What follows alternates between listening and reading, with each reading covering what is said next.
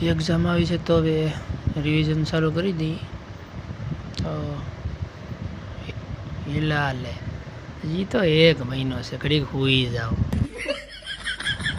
હવે તો વાંચવું જોઈએ 15 દિવસ જ રહ્યા છે તો ચાલુ કરી દઈએ હવે હજી તો 15 દિવસ છે હાલ રખડવા વયો જાવ ઘડીક હવે 8 દિવસ છે એટલે ડેઈલી એક વિષય રિવિઝન કરી નાખો હવે કાલથી લે આમાંય 7 વિષય આવે કાયમ એક વિષય રિવિઝન કરતો જાય બીજું હું હવે તો 1 જ દિવસની વાર છે એટલે આજે 7 કલાક ભરી દો એટલે કલાક એક વિષય રિવિઝન 1 કલાક અલે ભાઈ આજ પહેલો પેપર છે આવું ને